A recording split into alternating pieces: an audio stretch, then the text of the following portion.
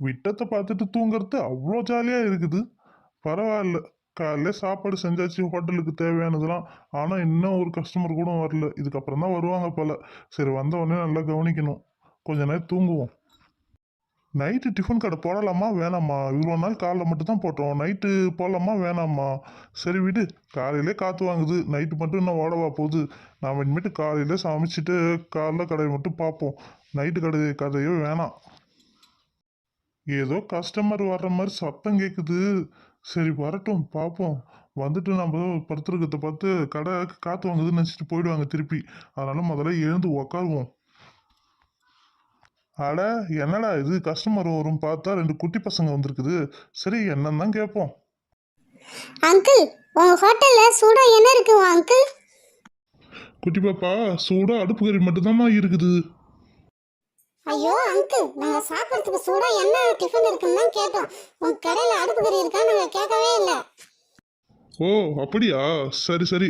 எங்கள் கடையில் வந்து சுட சுட தோசை, இட்லி, சப்பாத்தி, சாம்பார், சட்னி, அதுவும் இல்லை ஸ்பெஷலாக வந்து கேவுரு சேமியா புட்டு ஒன்று வச்சுருக்கோம். அதுவும் நல்லாயிருக்கும். கொஞ்சோண்டு டேஸ்ட் பண்ணி பாருங்கள், எப்படி இருக்குன்னு சொல்லுங்கள். அங்கிள், உங்க கடையில வந்து இந்த பூரி மசாலாலாம் எதுவும் இருக்காதா? ஏ கையல், கண்மணி, சும்மா இருக்க மாட்டீங்க. வீட்டில் தான் பூரி சாப்பிட்டீங்க, இங்கே வந்து பூரி தான் கேட்கணுமா? ஆமாம், மசாஜ் படி சொல்லு. டெய்லி நீ பூரியா சுட்டு கொடுக்குற. காலையில் இட்லினா சாயந்தரம் தோசை, காலையில் தோசைனா சாயந்தரம் இட்லி. இப்படியே தானே வாரத்துக்கு 5 நாள் ஓட்டுறீங்க. மீதி 2 நாளில் எதாவது செஞ்சு தருவீங்களான்னு பார்த்தா அப்போ வந்து நீங்கள் என்ன பண்ணுறீங்க? உப்புமா செய்கிறீங்க, அதை விட்டு கஞ்சி காய்ச்சுறீங்க. இதேமாரி தானே போகுது. எங்களுக்கு பூரி வேணும். சரிங்க, சுட சுட இட்லி இருக்குது, தோசை இருக்குது, சப்பாத்தி இருக்குது. உங்களுக்கு என்ன டிஷ்ஷுங்க வேணும்? ஆளுக்கு ஒரு தோசை வைங்க. தொட்டுக்க வடகறி அது மாதிரி ஏதாவது ஸ்பெஷலாக வச்சுருக்கீங்களா? இல்லைங்க, எல்லா தோசைக்கும் இட்லிக்கும் சட்னி சாம்பார் மட்டும்தாங்க தொட்டுக்க, வேற எதுவுமே செய்யலைங்க. அம்மா, போய் போய் இந்த ஹோட்டலுக்கு தான் இட்டுட்டு வருவேன். சட்னி சாம்பார் இதை தவிர வேற எதுவுமே இல்லையே. இதுதான் நாங்கள் வாரத்துக்கு 5 நாள் சாப்பிட்றோம். இட்லிக்கு தோசைக்கு சட்னி சாம்பாரை மாற்றி மாற்றி வச்சு சாப்பிட்றோம். ஏதாவது வடகறி குருமா அது மாதிரி இதாக இருக்குன்னு பார்த்தா எதுவுமே இல்லை. இந்த தோசை சாப்பிட்றதுக்கு நம்ம வீட்டிலே சாப்பிட்டுக்கலாம் போல. அப்படி சொல்லுங்க கையிலும் கண்மணியும். நான் வீட்டில் தோசை சுட்டு தரும்போது இந்த சட்னியா இந்த சாம்பாரா சொல்லுவீங்களே, இந்த ஹோட்டலுக்கு வந்த அப்புறம் இதை தான் ஊற்றுறாங்க. இதுக்கு நம்ம வீட்டிலே சாப்பிட்டுக்கலாம் தெரியுமா? ஆமாம்மா, இந்த ஹோட்டல் சட்னி சாம்பாருக்கு நம்ம வீட்டில் செய்கிற சட்னி சாம்பாரே பரவாயில்லம்மா. என்னம்மா நீங்கள் இந்த ஹோட்டலுக்கு இட்டு வந்திருக்கீங்க? அம்மா, இந்த தோசை நல்லாவே இல்லைம்மா. அடுத்தது வேற ஏதாவது சொல்லுமா, நாங்கள் அதையே சாப்பிட்றோம்.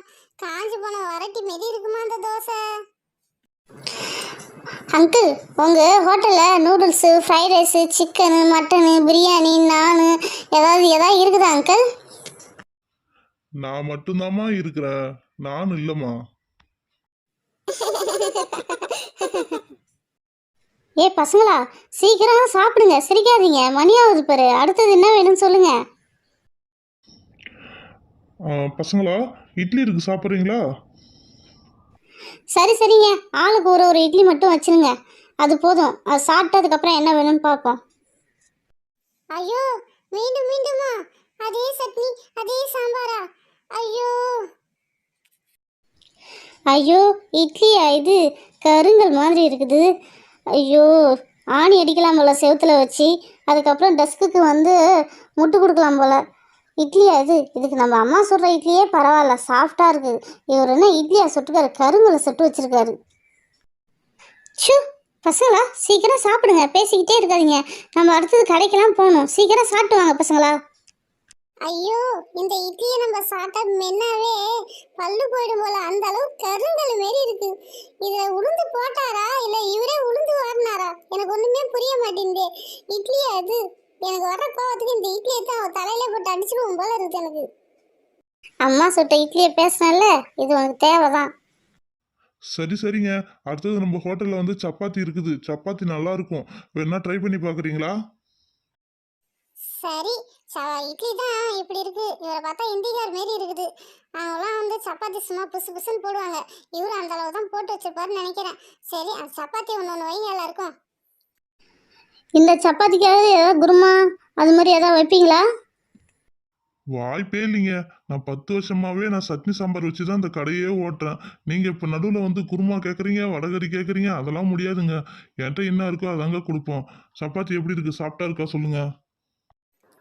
ஏய் கையில சப்பாத்தி ஓரளவுக்கு பரவாயில்லல. இட்லி தோசைக்கு சப்பாத்தி பரவாயில்ல, நல்லா தான் இருக்குது. இந்த சாம்பாரை தான் ஊற்றி கொள்றாங்க. சரி இதையும் டாலா நினச்சிட்டு சாப்பிட்ருவோம். அம்மா, நீ வீட்டில் செய்கிற இட்லி தோசையே பரவாயில்லம்மா. தயவு செய்து எங்களை ஹோட்டலுக்கு மட்டும் இட்டுட்டு வந்துடாதம்மா. எங்களால் முடியலம்மா. ஓஹோ நானா, இப்போ தான் அம்மாவுடைய அருமை என்னன்னு தெரியுதா உங்களுக்கு? நான் செய்கிற ஃபுட்டு நல்லா இல்லை நல்லா இல்லைன்னு சொல்கிறீங்களே, இப்போ சாப்பிட்டு பார்த்தீங்களா வெளியில் வந்து இது எப்படி இருக்குது? அம்மா சாரிம்மா, என்றைக்குமே வீட்டில் செய்கிற உணவு தான் சிறந்தது நான் இன்னைக்கு தெரிஞ்சுக்கிட்டோம். இனிமேட்டு நீங்கள் வீட்டிலே செஞ்சு கொடுங்கம்மா. ஏங்க பில்லை போடுங்க. 3 இட்லி, 3 தோசை, 3 சப்பாத்தி. ஆ, 4 8 3 ஓகேங்க. ரூ. 350 பில்லு. ஐயோ 350? இந்த 350 ரூபாய்க்கு 2 நாளைக்கு நான் மளிகை சாமான் வாங்கி வச்சு சமைச்சு வீட்டிலே சாப்பிட்டு